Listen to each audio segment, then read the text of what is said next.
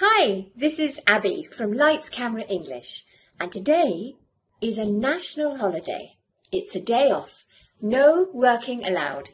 So I'm going to go round to Lenka's place and we're going to have a cup of tea and a nice chat and a history lesson.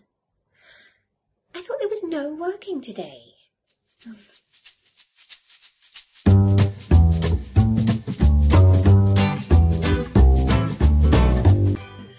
Do you know what today is? It's Tuesday. Yes. What date? The 8th of May. Mm-hmm. And what does that mean? That it's a day off. Correct. And why? Because it commemorates the end of the Second World War. Indeed. But do you know that it was not the end of the war in Prague? Prague was actually only liberated on the 9th of May 1945, on the 5th day of the Prague Uprising. So what was the Prague Uprising?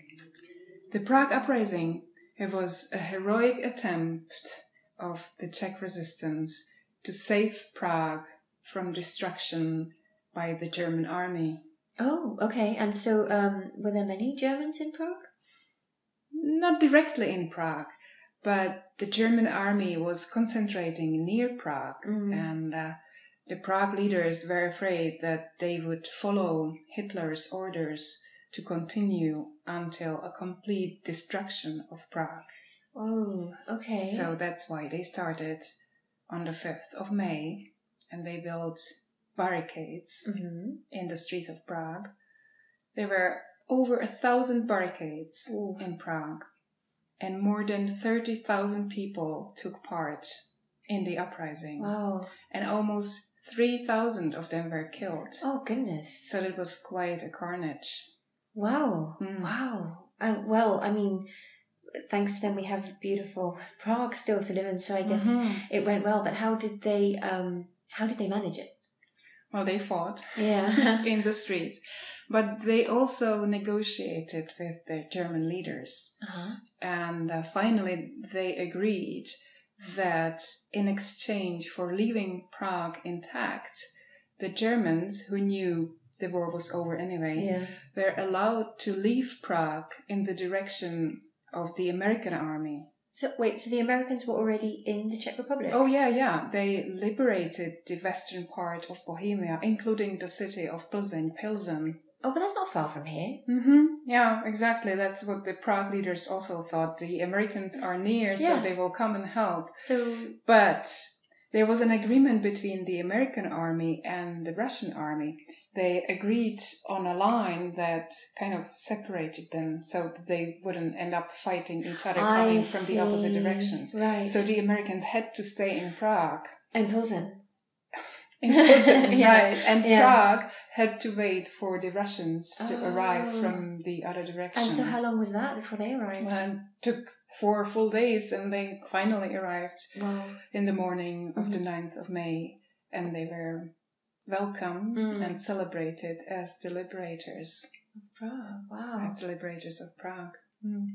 Wow, that's quite a story.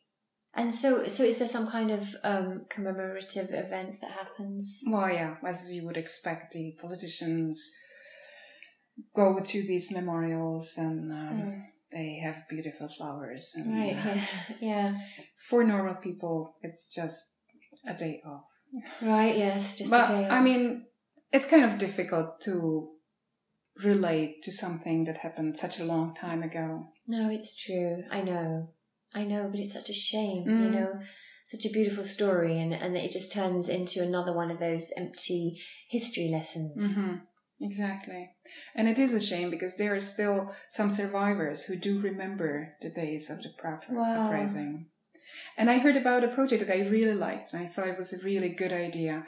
That in the project they connected students from high schools with these few survivors, so that they could talk and they could tell them about what happened and how it happened and why it happened. Oh, well, that's great. Then it suddenly becomes real and personal for the students. Yes, talking to real life survivors, that's one way to get life and breath into a history lesson. That's a great way to teach.